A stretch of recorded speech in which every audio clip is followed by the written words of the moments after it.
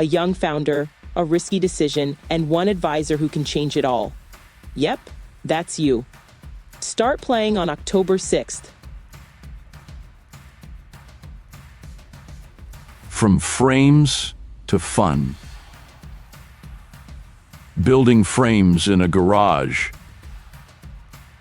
In 1945, in Los Angeles, newlyweds Harold Matt Matson and Elliot Handler started a small business. They made picture frames out of scrap wood in a garage. It wasn't glamorous, but it paid the bills, and it sparked a big idea. The first pivot. Elliot had a creative streak. With leftover wood from the picture frames, he began crafting tiny furniture for dollhouses. Friends and neighbors loved them. Mattel, a mashup of Matt and Elliot, was no longer just about frames. It was about fun. Ruth's bright idea.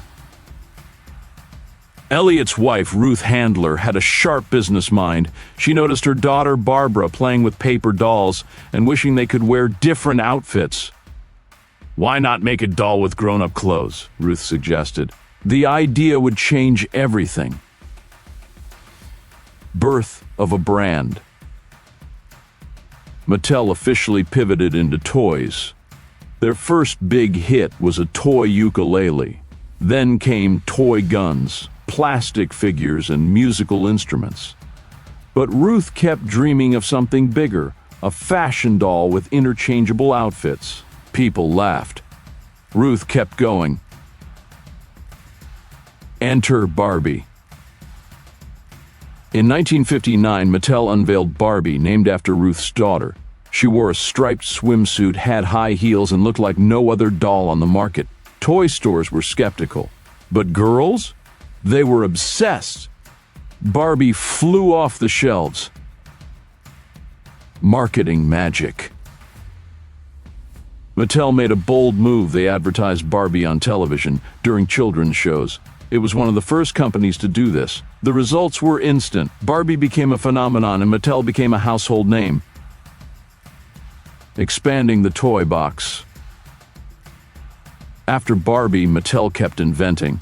They launched Ken, Skipper, and Barbie's Dream House. In 1968, they debuted Hot Wheels, sleek toy cars with wild tracks.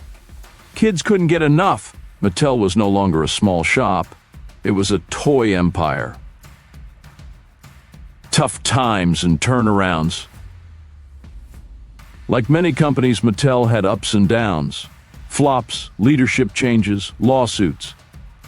But they always came back with creativity and bold thinking. They acquired other brands, launched new lines, and stayed playful, even in tough times. Toys for the world. Mattel went global. They added Fisher-Price, American Girl, and partnerships with Disney, Pixar, and Harry Potter. Their toys weren't just fun. They told stories, inspired dreams, and reflected real life in new ways. Ruth's legacy. Ruth Handler later said, "Barbie always represented the fact that a woman has choices. She didn't just create a toy, she created a cultural icon. And it all started with a few scraps of wood in a California garage." Still playing after all these years.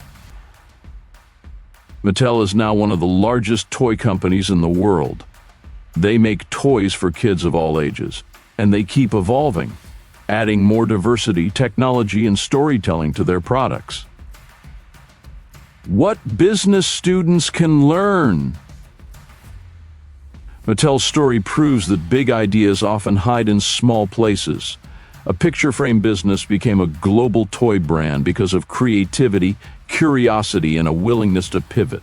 Listen, learn, and build something fun.